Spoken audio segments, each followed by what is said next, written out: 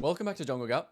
Today we're back with another Inside the Mind of a Challenger Jungler, where I'm going to review a game I played as Lilia on the new 14.10 patch, explaining all of my decisions and how I use fundamentals to make the enemy surrender at 15 minutes.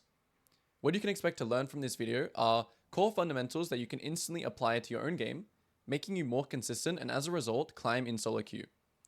Although these fundamentals apply to every champion, this review in particular will demonstrate the strength of full clear AP junglers right now. Therefore, you can apply the same concepts to other champions who share a similar identity, such as Brand or Karthus. What's up everyone, I'm Coach Leo, also known as Babip. I've been a professional jungler for the past 6 years, played at Worlds 4 times, and have plenty of coaching experience. If you're interested in fast-tracking your learning and achieving your desired rank, book a private coaching session or join the community by heading over to the Jungle Gap Discord, which will be in the description below. Jumping into the game now, I quickly wanted to mention that, the reasoning why I chose this VOD is because I didn't particularly have, the best teammates. I didn't particularly even have the greatest start to the game, as you'll see in a second. And, a lot of players that I coach, a lot of them, focus on, oh, what do I do when I have like inting teammates and AFK teammates and all this stuff? Well, the way I like to put it is that, in 100 games, you will have 10 unavoidable losses. You'll have 10 wins where you kind of get carried, right? And then 70%, the other 70% are in your control. And that's kind of how I see this game is, was just an average, kind of 70% game. If I play well, I'll win. If I, do my fundamentals, and that's really what we're trying to focus on here. We're trying to focus on consistency over a long period of time. And this is really, there's no real quick way to climb. It's all about consistency. So jumping in, we're going to be focusing on the very first fundamental, which is going to be the pregame checklist. So taking a look at the drafts, the thing that I also teach the junglers that I coach is, this pregame checklist is very important. So you have a clear kind of understanding of how you want to play the game. A lot of people mention, sometimes they feel like they get lost in the game. So this is really, it's more of a guide. You still need to be able to adapt. But this is just a good kind of, okay, what is my overarching plan this game? So the checklist has 3 parts. And for the sake of this video, I'm going to be going through them a little bit in depth. But this is something that's supposed to be not too overwhelming. As soon as all 10 champions get locked in, this is when you also need to lock in and kind of just quickly go through these questions to give yourself, as I said, a good idea of how to play the game. So firstly, the first question is the win conditions. Who outscales and which objectives are we going to play for?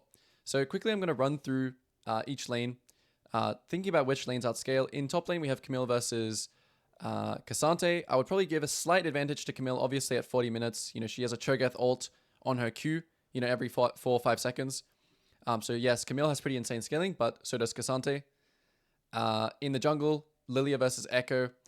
Kind of similar again, where, depending on which champion gets ahead, pretty even scaling. Echo in the late game and even in the mid game can kind of one-shot people. I'd probably give myself a slight advantage still. In the mid lane, I probably wouldn't have thought much about this lane, to be honest. I would say the scaling is even when you're not sure which lane kind of, if it's irrelevant or if it just doesn't matter.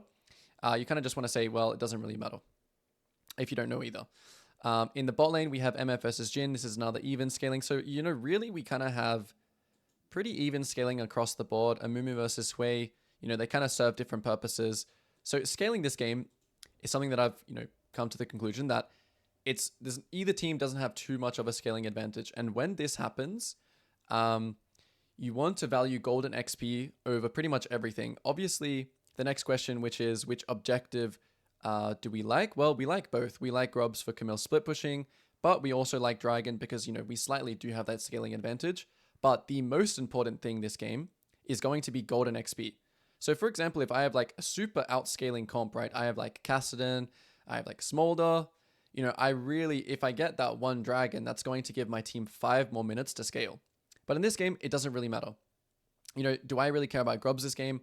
Not really. It's nice for me, for Camille, but it doesn't do anything for the enemy team. So as I said, the biggest thing this game, golden XP. Now, the next question, which is, where can I get a kill? So we're just thinking about things such as gank setup and volatility. In the top matchup, he has Ghost, he's playing Cassante. My Camille has a stun, but I think this lane is not going to be very volatile. It's mostly just going to be Camille trying to farm. Potentially at level 6 when Camille gets ult, that has a higher chance of getting a kill. But I see this lane as, if I can just kind of fly in and get a quick kill, I'll go and do it on my kind of weak side timing. The mid lane matchup, I have a Zac. I'm thinking he has Ignite as well. Summoner spells is something that you should always kind of look for when you're doing, it adds, thinking about Ignite, it adds a higher chance for you to get a kill, right? So always look at summoner spells. Zac also has pretty good gank setup for me, and Nefari is also a melee champion, so I need to keep my eye on mid. This is a pretty good candidate for using my tempo on. However, the bot lane matchup, when you think about bot lane matchups, you kind of have to think about what kind of lane they are. So, the enemy has an Amumu, and I have a Hui, which means that this kind of bot lane, they want to try and push, and they want to try and poke. And if I can allow them to do that freely, by providing my tempo, all of my timings are on bot, if I can kind of just protect them with vision, with a counter gank, with anything like this is kind of the win condition of my bot lane. Whereas the enemy's win condition, when they're playing a Mumu, is to kind of all in these guys. Because if they just allow them just to push and poke them all game, that's going to not be very good for them. So this team, with their jungler, has to find windows to attack my bot lane as they try and poke and push. And for me, I have to try and find, use my tempo to protect them and provide them vision and counter gank. So, and lastly, the last question on the checklist, which is, what can the enemy jungler do and what do I want to do? So, my kind of identity as Lilia, as playing a full clear AP jungler, is I want to sequence down, I want to cycle my camps and use my spare tempo and play on my timers when I have flash and ult, and give that tempo to my bot lane or potentially my mid lane. In terms of, also something I want to do is Echo's not really the fastest clearing jungler. So if I can find timings where he is wasting time to kind of steal his camps away, as I said, golden XP is going to be the most important thing this game. So if I can just value that and kind of outpace him, that's going to be very good for me. For him, he kind of wants to land those ganks, which is going to be most likely, I'm thinking it should be on bot lane. He has a Mumu. And so, potentially getting a ward to see where he starts will be important. And that's kind of what I'm thinking this game. And so something I would recommend, most of the games, you should try and place a ward somewhere around either the Raptors or just on the buffs to try and find out where he starts is generally a good idea. If you think that you're going to be invaded, placing some defensive wards. Obviously this game, because we went for the bot invade level 1, I couldn't ward his jungle, but I'm not too worried about him invading me. So now, moving on to the game now. So now that we've done that checklist, we have a good idea of what we want to play towards. And, as you'll see here, the reason why I chose this god is just because, not only did I not have the best early game, as you can see, I reset my buff by trying to clear a little bit too quickly. Because this was just an average game. Nothing crazy happened. And I also actually make a lot of mistakes this game, which is something important to actually do. Whenever you win, even, results-based analysis, I won this game, so I played perfectly, is not something how you should be thinking. So I will be going over all my mistakes as well, which I do remember I made quite a lot actually in the early game. And as we watch, I will be pausing to kind of explain some fundamentals, which I guess I'll just pause here right now. So the first fundamental and kind of the whole idea of jungling really is, depending on what champion you play, some are better at, clearing camps and cycling and sequencing, and some champions are better at ganking. For Lilia, her strength is to cycle her camps and sequence, meaning, full clear, making sure that I'm always back here, to get these Krugs when they spawn. And some champions are like Rek'Sai, better at ganking. And it's not because, stylistically, obviously there's no different styles to League. It's just the fact that Rek'Sai makes ganks higher percentage because he has, a burrow and a knock-up, and Rek'Sai ganking this lane, for example, would be a lot higher chance of killing than a Lilia. And so as you jungle, depending on what champion you play, you need to be panning your camera, especially in between camps. So obviously I'm quite comfortable with, using F keys to get information. But essentially what you're trying to do when you are looking at, because information is everything. You can't make high percentage decisions and plays if you don't have the information. And so one of the most crucial things that most junglers, the very first mistake that they make is that, they go for plays without having the information. And this is why your camera control is so important. And, as we can see here, while you're clearing your camps, you need to decide, as you're going to these wolves, I need to decide, okay, am I going to go to these wolves here and continue clearing my camps? Or, does this bot lane camera pan, does this mean that I should run straight bot? And this is where your kind of opportunity assessment will come into play.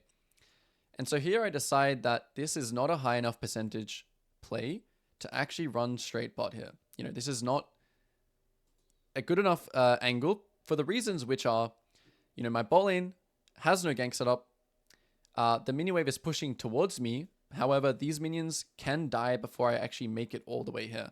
So this is just a low percentage play for those two reasons. Obviously, they also have all their sums still. Also, as you'll see just before here, I know that I'm behind in Echo because of my bad start. So I'm making sure my team knows, hey, we need some wards here because Echo could potentially gank. So that's another fundamental, just pinging to track the enemy jungle. So I go for the wolves here instead of going for the bot gank. Until the situation changes. So I'm constantly looking again. Okay, now it's looking a bit better, right? Now it's looking more volatile. Everyone's low HP.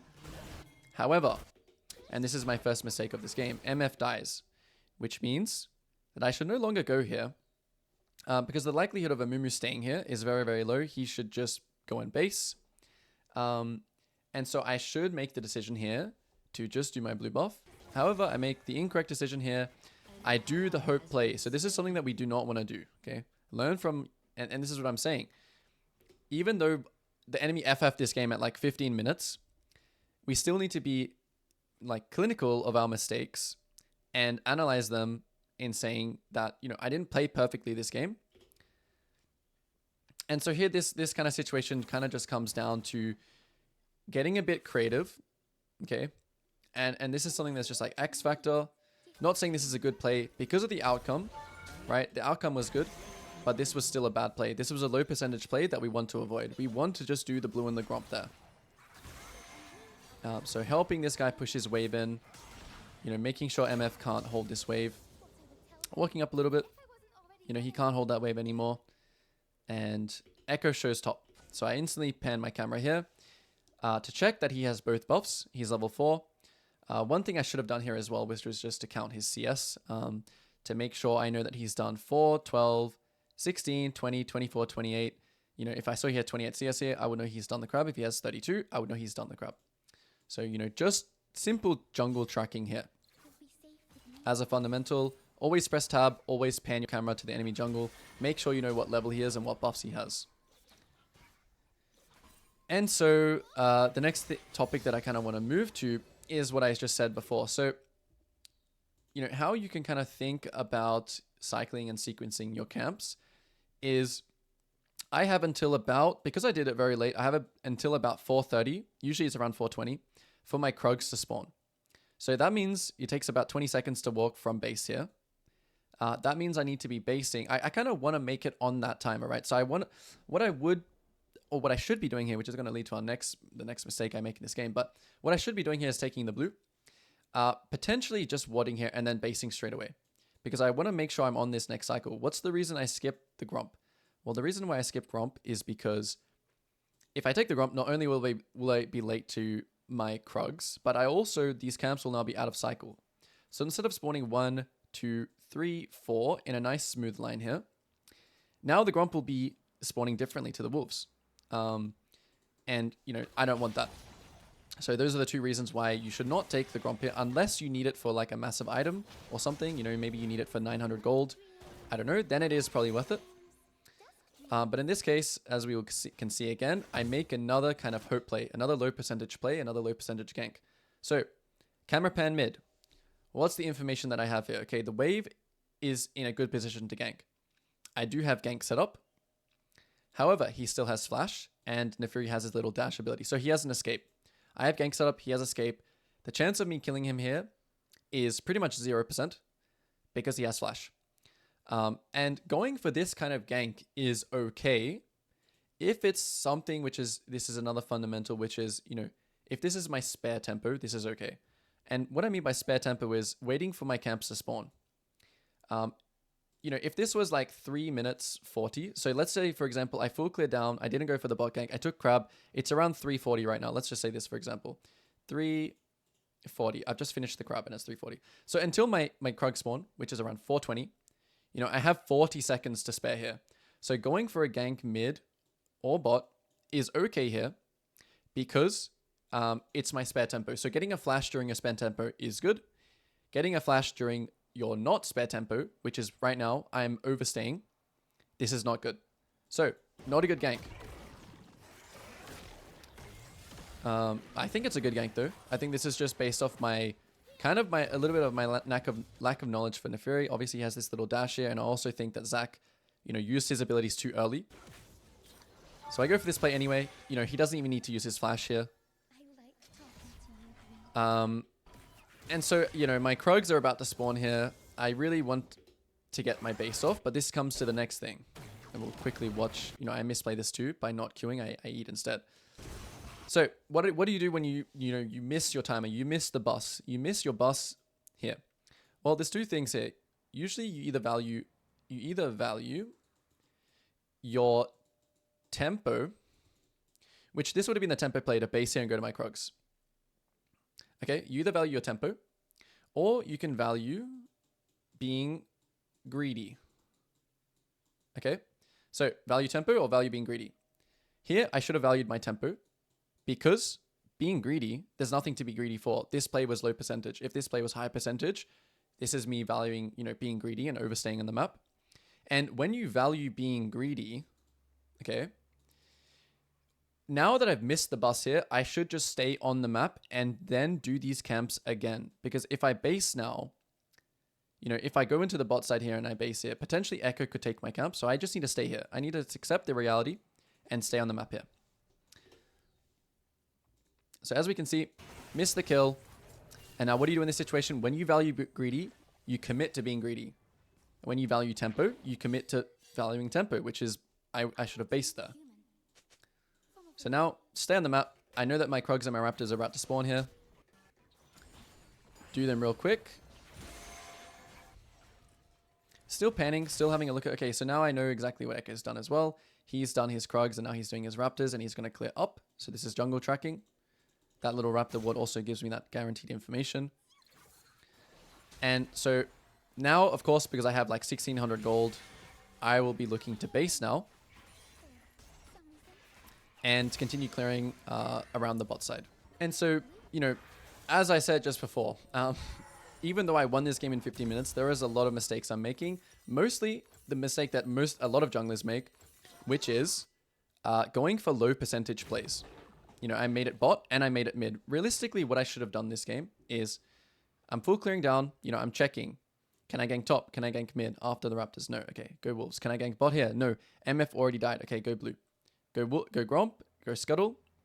Do I gank mid here with my spare tempo? Well, yeah, maybe I can gank mid there with my spare tempo, then base, and I'm making it right back to my Krugs right at 430.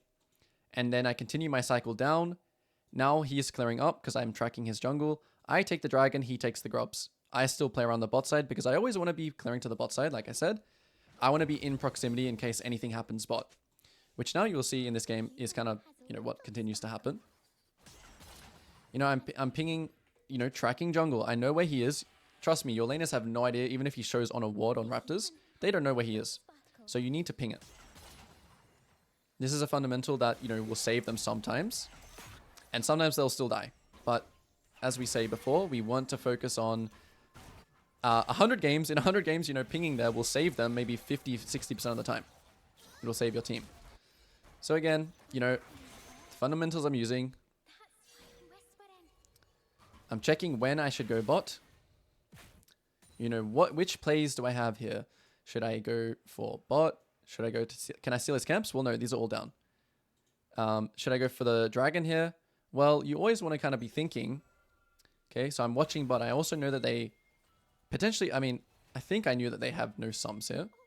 So I'm always looking to go for the best thing first. If I were to do dragon here, you know, I have two plays. Do dragon, because I know Amumu's clearing, I mean, Echo's clearing up.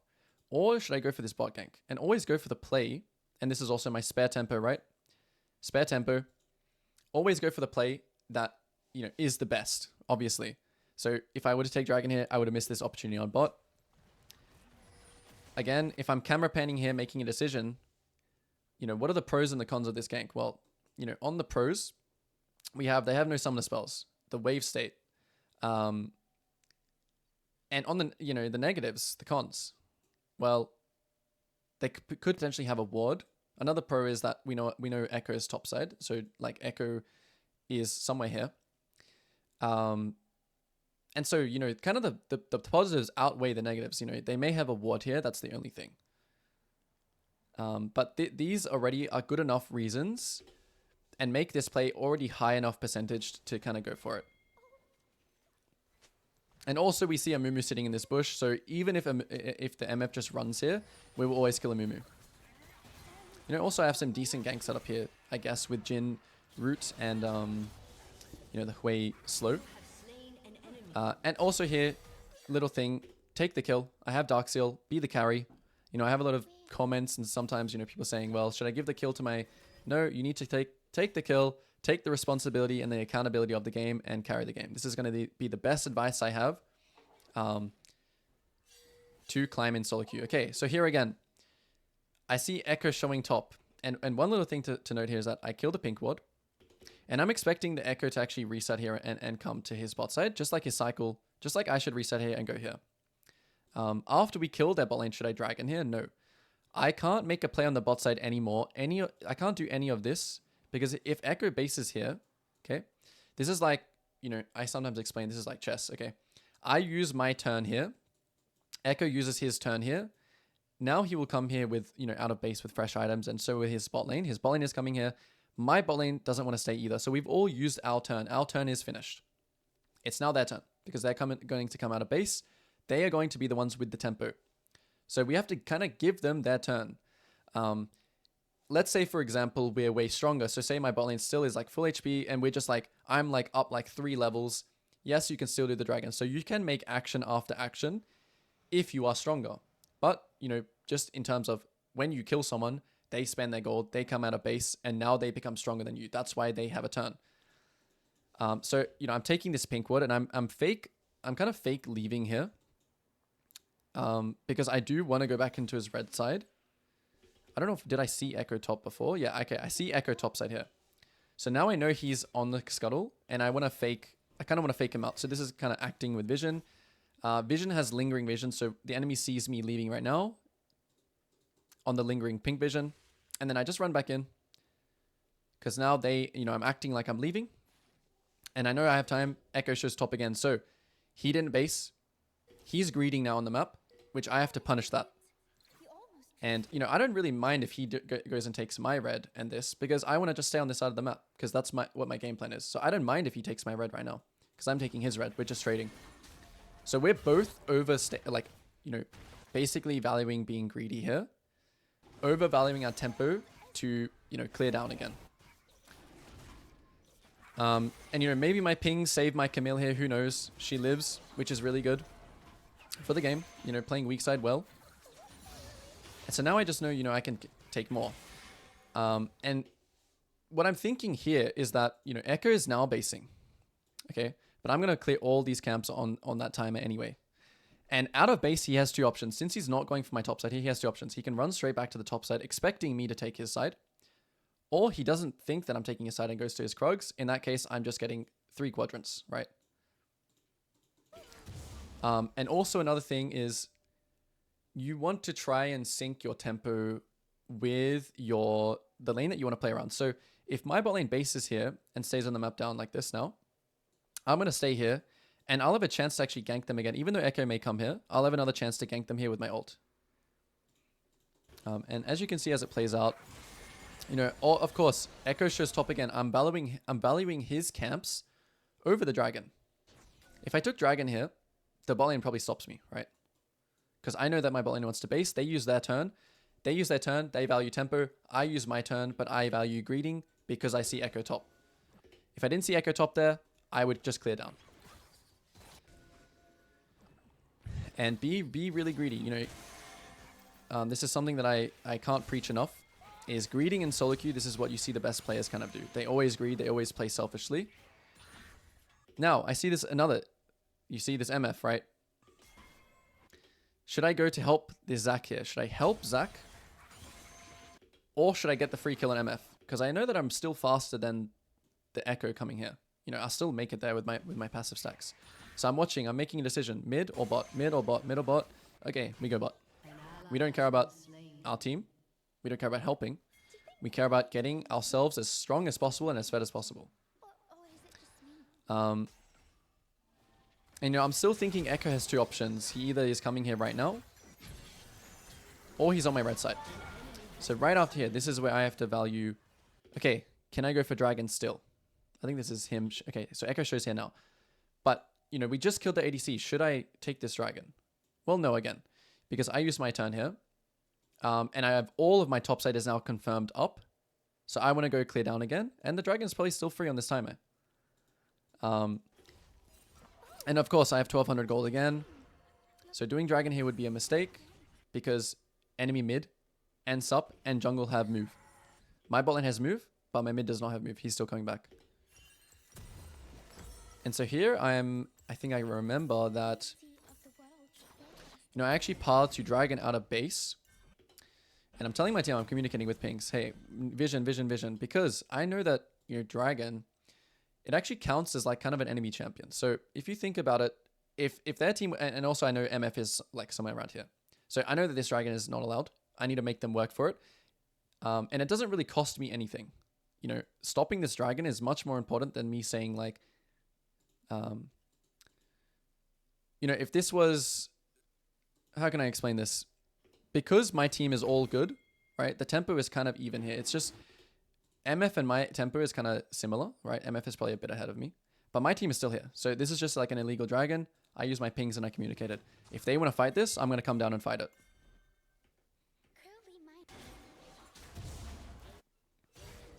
Here, I do my red buff first because I want my Krugs and my Raptors to spawn together. Again, same thing.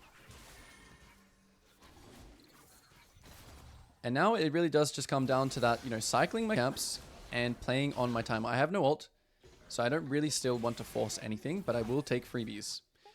And of course, you know, I'm looking at every single lane. I see top start fighting, and I'm waiting. Is it good enough yet? No. Is it good enough yet? Okay. Now I know that they're going to all in. Now that they're in. And you see here, even though this is what I like to say is my down tempo. So when my ult is down, I just want to full clear down. Okay. I don't want to look for anything that's not guaranteed. And the difference of your ult and your flash being up is that you just have more potential for guaranteed plays. So you really in these timers want to have downtime. But I can see here that this looks like a free opportunity. Make sure when you play champions like Lilia, you kind of, you know, get your passive off a camp and then run to a play. The move speed from your passive is really, really important. I know that I can push this wave before the next wave comes in. So, you know, I take it. This isn't denying my Camille. The wave will crash here. The wave will push back into my Camille. It's good for her. And I just continue. Continue with the game plan. Very, very simple. Sequence down. Cycle my camps. Map. Make sure, you know, I'm aware of what's happening on the map. Assess the opportunity. And choose the ones which are high percentage. That's all jungling is, really. You know, take some free gold where I can. Keep my stacks up. Watching bot again. Is bot fighting? Yes. Instantly. Map awareness, right? I can make that decision very, very, very quickly because I'm watching. All right, bot lane fighting. Keep my stacks up. Run straight there. Keep my stacks up. 4 stacks. Ulti in 16. So all I'm doing, clear down. Wait for something to happen. You don't need to be the one to force. Opportunities will present themselves.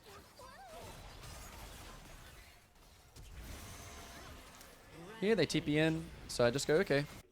You know, if you want to TP, that's okay. I'm just going to back out. You know, don't greed. Take the small win. So that kill and burning his TP is still a massive win already. So we don't need to kind of like, you know, I am fishing here for potentially another ult. But when I don't find it, you know, all I do is help push the wave, back out. Echo's now dead for 4. Bot lane is basing. Should we do dragon? Again, same thing. When should you do dragon? Dragon is not something that...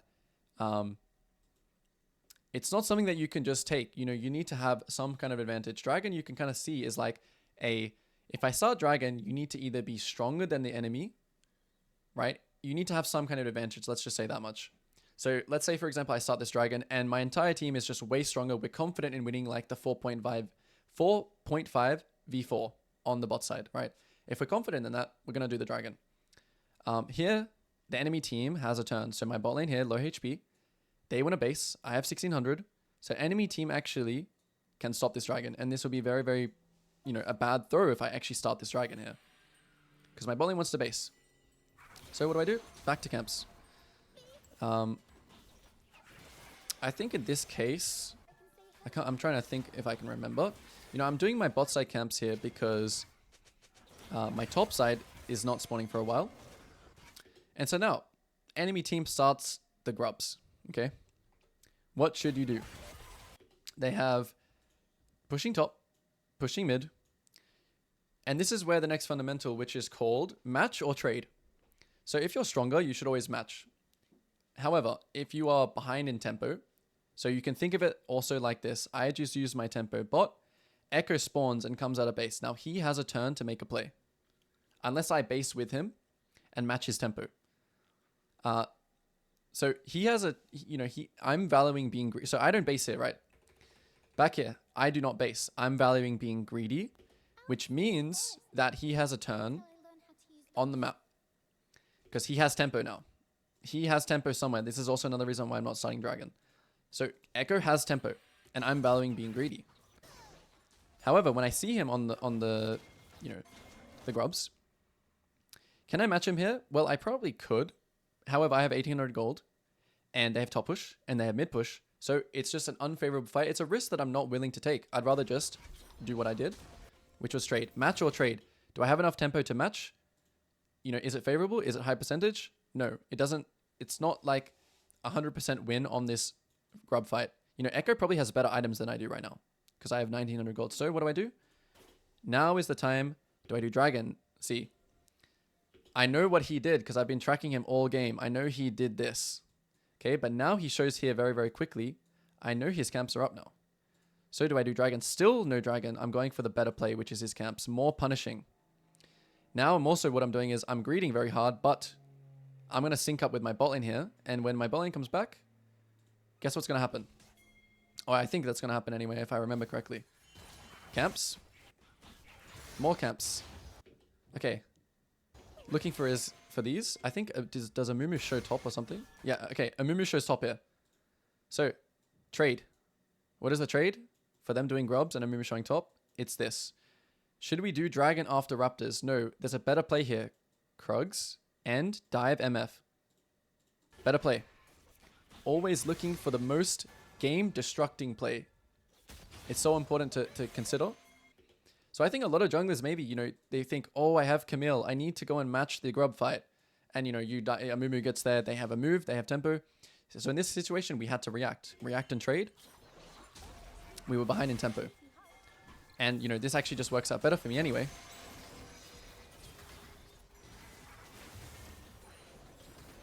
And, you know, the game's in my, you know, state here. The game is very, very good for me. I don't care about the grubs. And now I start the dragon. Because, you know, my team has moves. Now is a good time to... Can the enemy team contest us here? I mean, they could. MF is dead. Zac has pushed because Nefari went down here and used her move on bot. And, you know, this is kind of a classic side trade. Echo should be here. If they try and fight us here, you know, it's 4v3. So it wouldn't be very good for them to fight us here. You know, I'm still strong. You know, I'm level 9, even though I'm on 2.4 gold. This is a time where I can do dragon because we have the advantage. If they came here, we would win the fight. And now I base. I'm expecting my top side is gone here, so I think this was another mistake that I actually make. And the reason why I know that my top side should be gone is because, look at this round before. So when I'm doing all of this bot side, I have to assume that after I take, you know, it's the same thing. I'm using my turn to take everything on this side of the map. Echo, considering the tempo, he also has time to also take my top side. So the map is becoming a little bit split. And so that's why, this is a mistake after I do the dragon and base here. Because I should assume that Echo is taking my top side right now, and I should be running straight to my wolves and into his red side again. Because I took the raptors and the Krugs, I know that it's like, 2 minutes spawn timer. On the next round, I'm just going to simply play on the bot side again, because these camps should be down, and these camps are respawning. The red buff is up. So, this was definitely a mistake. Fortunately, my raptors are still up, which is nice. I think because they were spawning a little bit different to the Krugs, so Echo was only able to get the Krugs. And now simply I'm just doing the same thing. I have his Krugs and his raptors timer. So, I'm still going to just be playing, clear my weak side camps on the strong, on the weak side, clear my weak side camps, which is just my raptors in this case, and then play on the strong side. Ready to, be in proximity in case anything happens. So I see Echo show top here, which gives me full, reassurance that I can just run simply straight into his red side.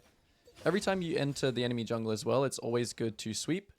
So anytime you're entering into a jungle, you always want to sweep in because you want to know if the enemy knows if you're in there or not. But of course I'm under no danger here. The Amumu is top side. They're playing for the Rift Herald.